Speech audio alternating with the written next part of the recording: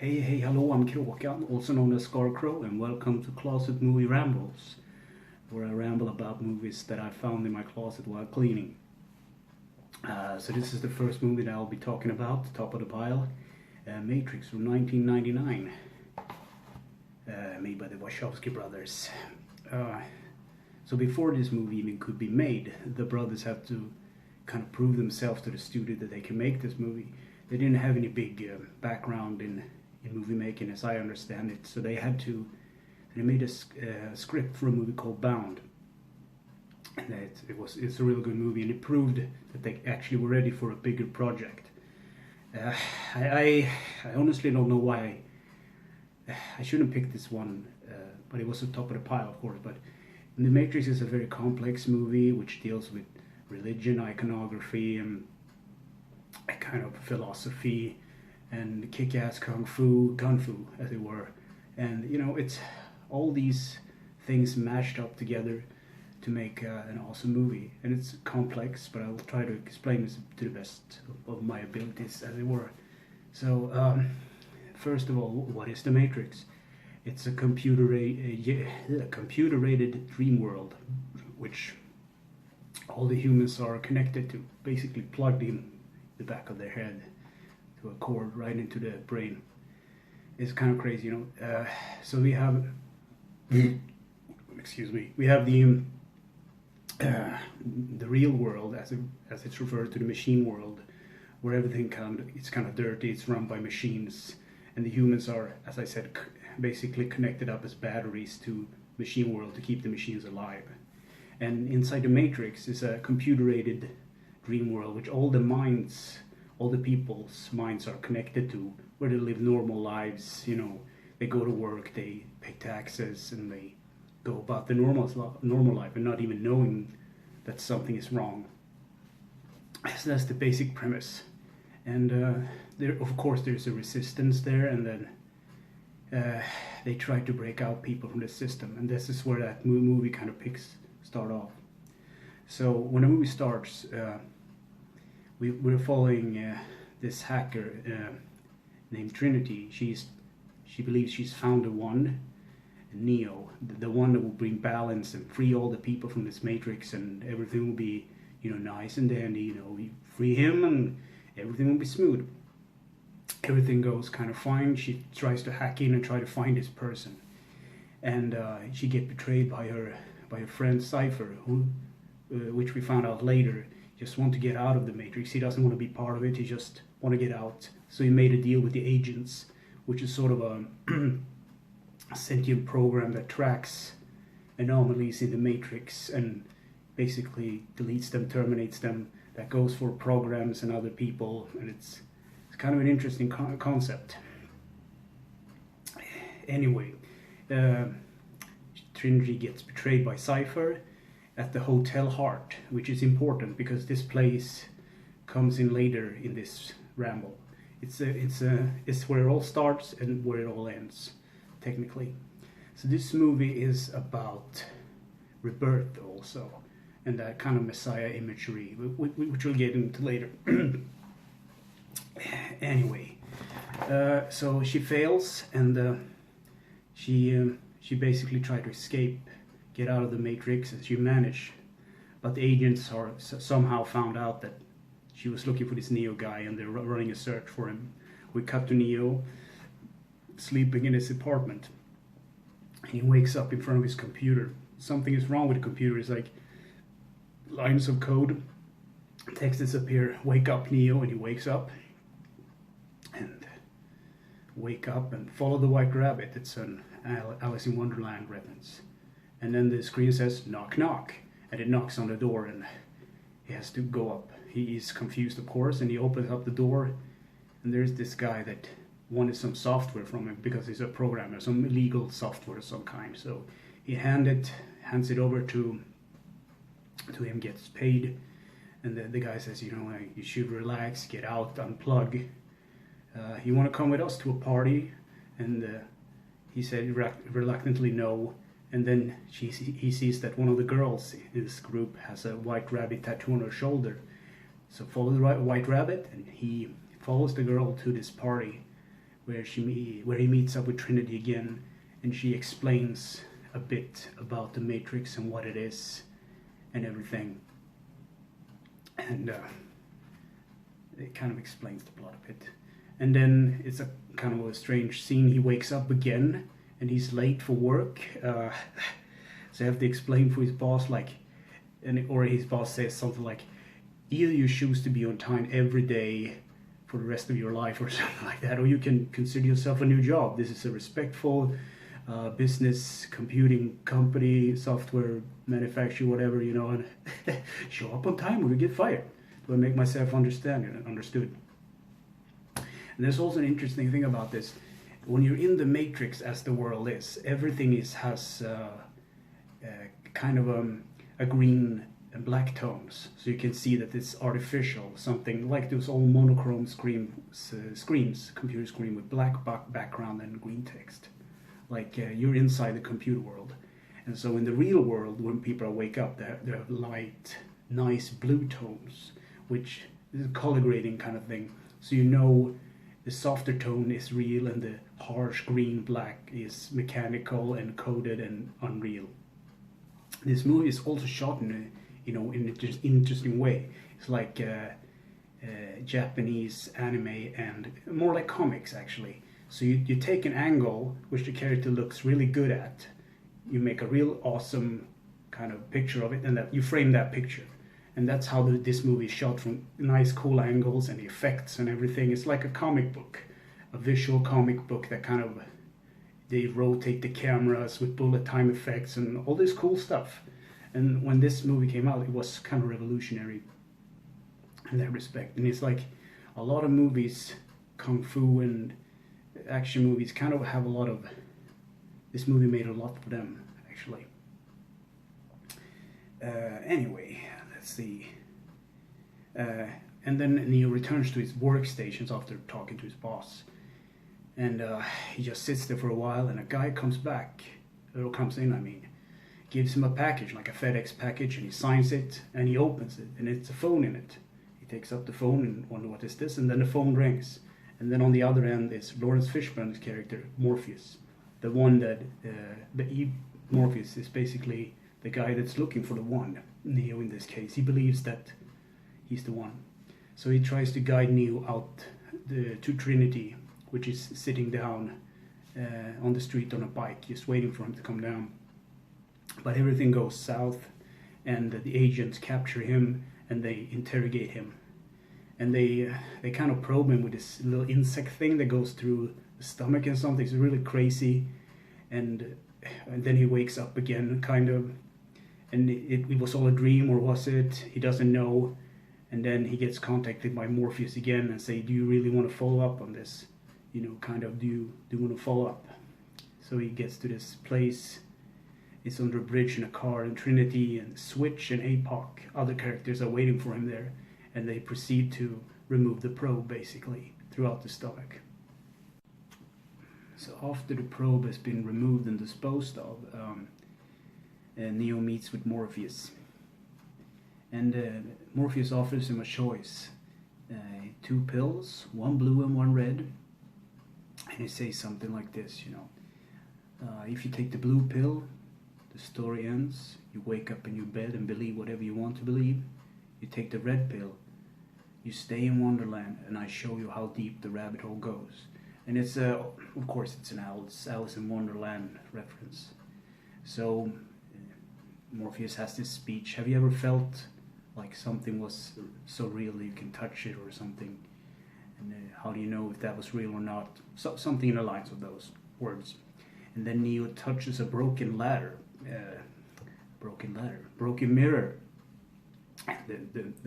The mirror silver lining stuck to his finger, and it starts to spread over his body, and it go all over his body, and it's cold.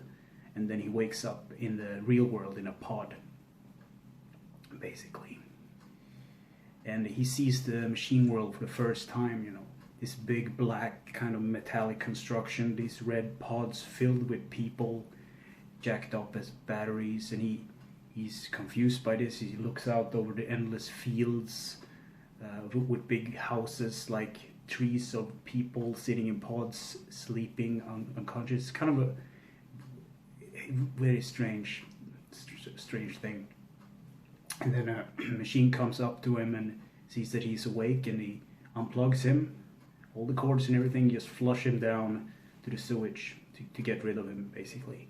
And there's where the Nebuchadnezzar crew picks him up, basically, and that's the Morpheus ship name, a hovercraft, the Nebuchadnezzar. And he picks him up and basically fixes his body up, you know.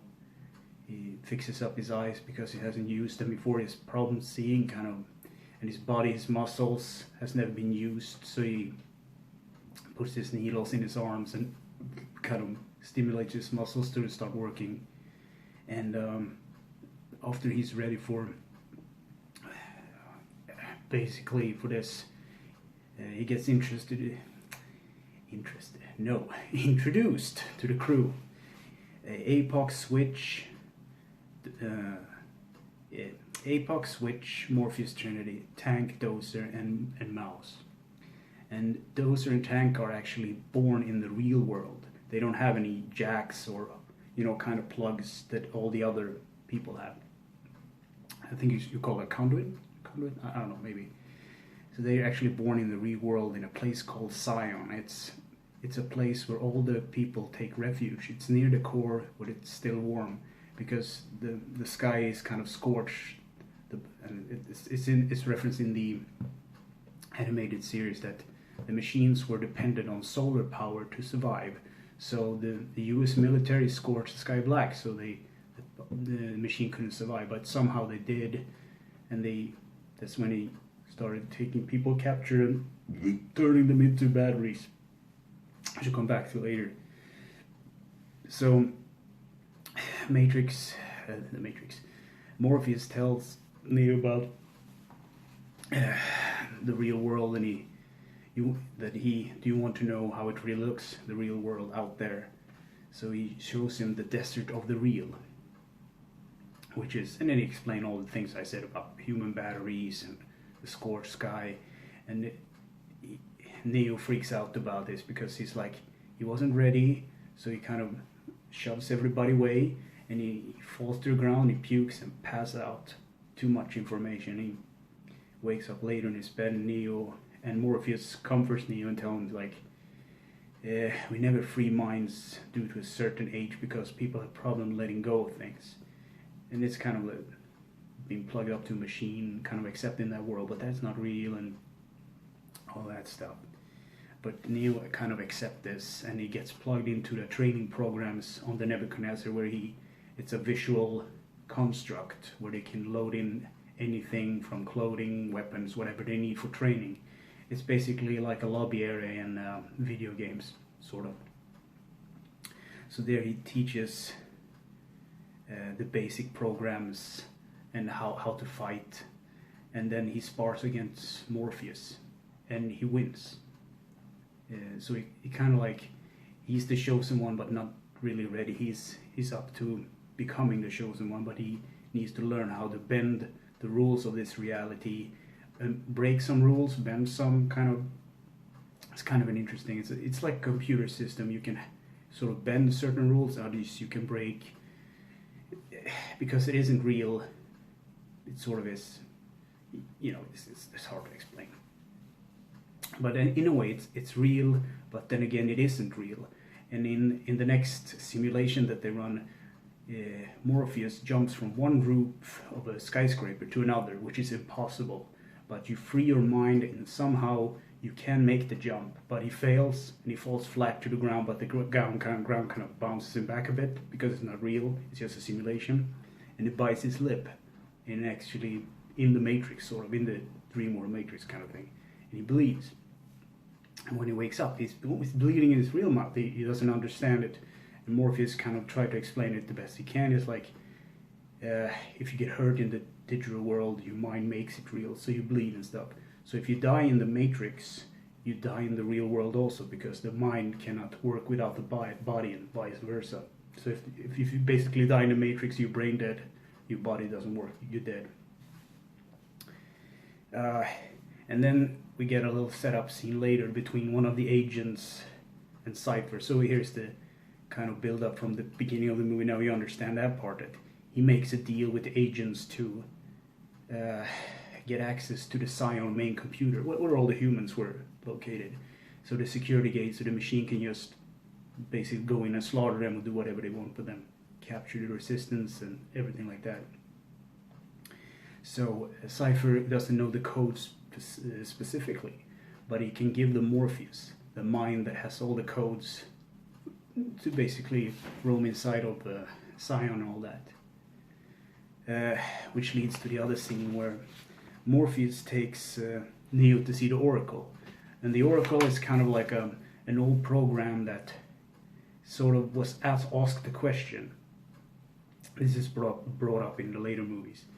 A program was asked a question, but loaded to like 99% of the finished result to the answer. So it's a whole complex. It's a program basically within the Matrix that is fighting against the system because it made a choice. It's kind of mind-boggling, actually. So Neo gets taken to the Oracle to basically be redeemed as the chosen one or not. So before he can actually proceeds to talk with the Oracle, he is presented with the other candidates. He's not obviously the chosen one at this point. There are a bunch of kids with this amazing abilities. They can levitate building blocks and bend spoons and stuff. Kind of weird stuff. And one of those kids, the one that bends spoons, he talks to Neo in one of the scenes, and he says like, "Don't try to bend a spoon, it's impossible. Only try to realize the truth." And Neo says, "What is the truth?" "There is no spoon. There is no spoon." And then you will realize that it's not actually the spoon that bends, it's only yourself. It's kind of an interesting thing. Well, there is no spoon, so it bends you because you think it bends. It is kind of this interesting philosophical thing. And then he finally gets to see the Oracle, and she takes him and look in his face and say, look in the mouth now. And now this is funny, she says that like, "Oh, now I'm supposed to say this thing," and you're supposed to say, "But you already know the answer." It's kind of cryptic. She points over the door, and there's this Latin phrase there, "Know yourself." And he realized that, "I'm not the one, am I?" And she said, "No, you are on your way, but you're waiting for something. But who knows, you know?" And Neo chuckles, and Morpheus almost had me convinced there that I was the one, you know, was talking about being Messiah and saving the world and all that. And so they leave the Oracle, and Neo tries to tell Morpheus that he's not the one, but Morpheus says, "No, what was in there was just meant for you and no one else." And so they leave this place, and they encounter a glitch in the Matrix called deja vu. There's a cat moving in a hallway, and it kind of shrugs and moves on, and Neo looks again, and the cat does the same thing, and it says deja vu, and they're on to them. The agents have found them, and basically ratted out by Cypher. This place is not safe anymore. So basically Mouse gets killed by the special force, and the agents move in on them. So they go into the service between the walls, wet walls I think it's called, and they crawl down, and Cypher's in there with them. Neo, Morpheus, and Apoc and all the guys are crawling down there and try to be quiet and not to be noticed. And Cypher gives him away by by coughing, and so they get away, and but Morpheus gets captured by the agents, and the other ones. Cypher wakes up, and he fries Dozer and Tank, and he unplugs them one after one, and in the end there's only Neo and Trinity left. But then Tank wakes up, and he fries Cypher, and it's all kind of crazy. And I'm gonna try to wrap this up, but they realize that they have to save Morpheus. It's kind of a crazy plan. They go into the construct, and they load in all these guns, lots of guns, that's a meme, and they gear up and they go directly to the agent's headquarters to save Morpheus. So this is a crazy lobby scene where they basically go through a security, and it's like, please show any metal things and keys, loose change, anything like that, and like open his robe and it's full of guns. It's kind of cool. It's like badass black kind of suit, and it's like, oh, holy shit. And then the shooting comes on. It's really cool action, and it's slow motion stuff because they can bend the rules of the Matrix. They run on walls and they dodge bullets and cartwheel, pick up weapons. It's really cool, awesome action scene. And then they take the elevator a little more. They attach something to the wire and they shoot the wire off, and they go right up. And just before they go off, Neo said there is no spoon, so you're only bending yourself. And then they go right up to the roof, basically, where they fight off agents and stuff. And there's actually saving Morpheus involves Trinity hacking into a helicopter and then flying, and Neo kind of getting behind the big guns of the chopper and just shooting everything to smithereens, saving Morpheus and saving Trinity, proving somehow that he is the one. And then they basically need to escape, find an exit, taking Morpheus to safety and all that. Let's see.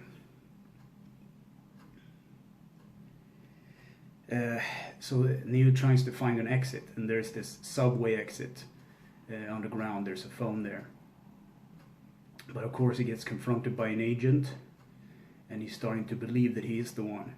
And so there's an awesome action scene with Agent Smith, and Neo actually defeats Smith by throwing him in front of a train. No, he gets captured, and then he forces Smith up to the rooftop of the subway, crashing down on him, dodging the train, and Smith gets run over by the train. But these are sentient programs, so they can't really be killed or destroyed. They just kind of come back.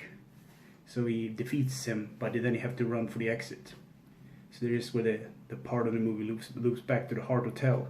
He runs to the Hart Hotel because that's the hard line, you know, one of the only place he can actually jack out of the Matrix. So he goes to that place, and Smith knows where he's going, so he's there waiting for him. The phone is ringing. Neo's supposed to run in and pick it up. He gets shot, and he dies.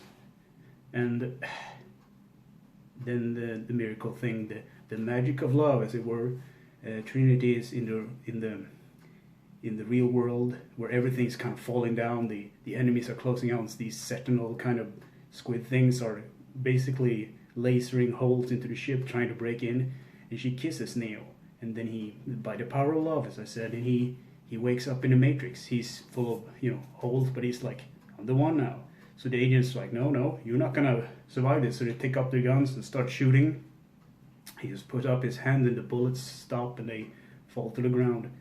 And then he kills Smith, infects him, destroys him somewhat, and then he reaches for the phone and gets out in the real world.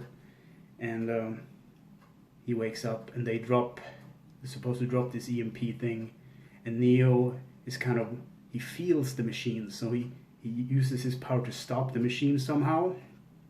It's not really explained, but the power of the one is beyond the source of the code or something like that. So it's kind of crazy. And then there's, at the end of the film, Neo calls the system, sort of, I'm gonna hang up now and show the people the truth, and they will wake up, or something like that. It's a real good movie. Can recommend it. Go see it if you can.